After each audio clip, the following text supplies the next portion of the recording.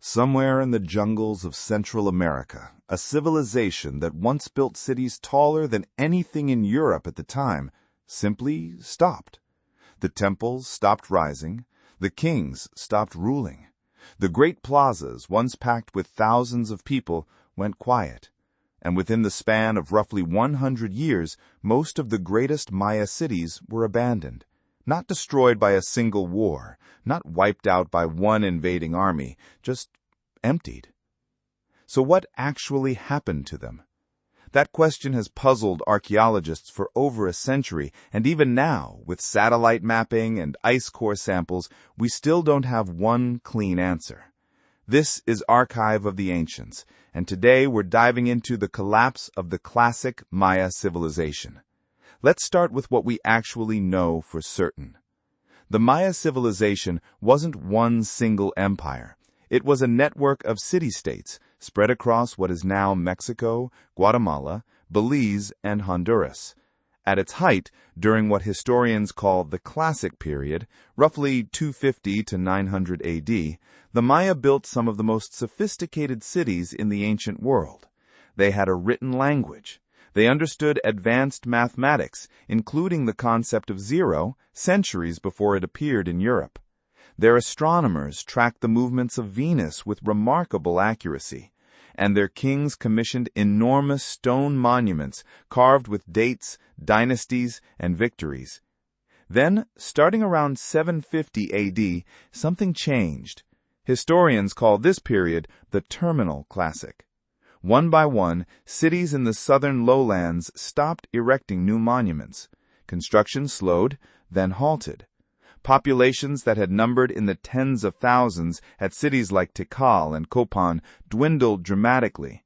Within a couple of generations, many of these cities were largely abandoned, left for the jungle to reclaim. Here's the part that makes this a genuine mystery rather than a simple story. The Maya people themselves did not disappear. Millions of their descendants live across the region today, and Maya languages are still spoken. What collapsed wasn't the population, it was the political and urban system. The kings, the monumental building, the dense cities. That's the puzzle historians are actually trying to solve. So why did it happen? Archaeologists have proposed more than 80 different theories over the decades. We don't have time for 80, but let's walk through the leading ones. The theory that has gained the most traction in the last 20 years involves drought. Researchers studying lake sediments and cave formations in the Yucatan have found strong evidence of severe, prolonged dry periods during exactly the era the Maya cities declined. One recent study of a stalagmite in a Mexican cave found evidence of a 13-year drought, along with several other multi-year dry spills, all clustered in the Terminal Classic period. The logic here is straightforward.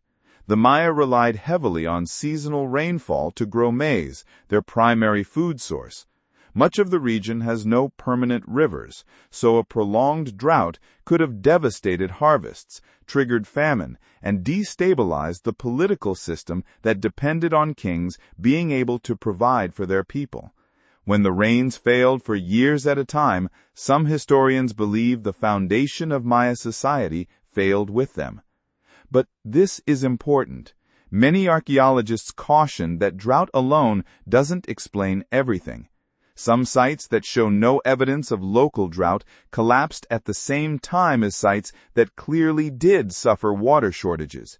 A study from researchers at a site called Itzan in Guatemala found population decline occurring even without local evidence of drought, which complicates a purely climate-based explanation.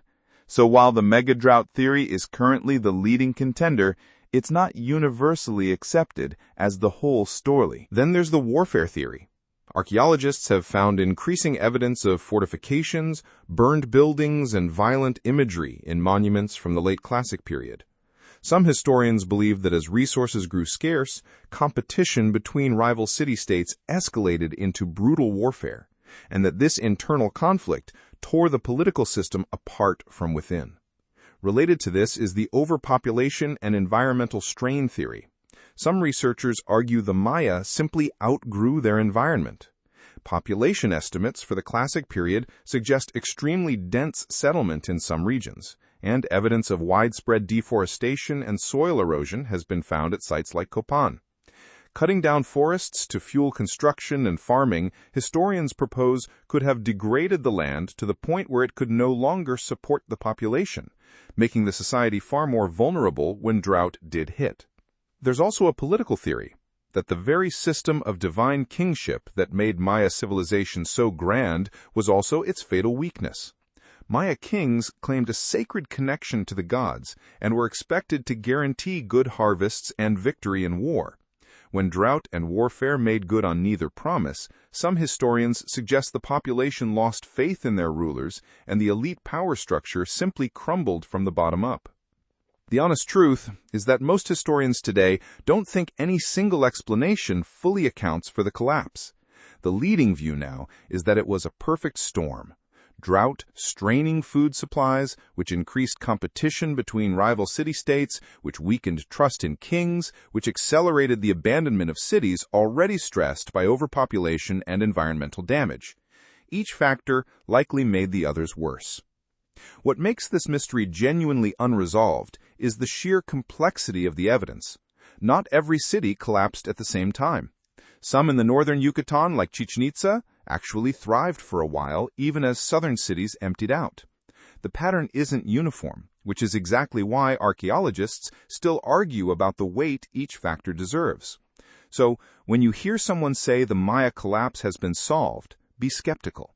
What we have is a strong, evidence-backed leading theory involving climate stress compounding with human factors, not a confirmed singular cause.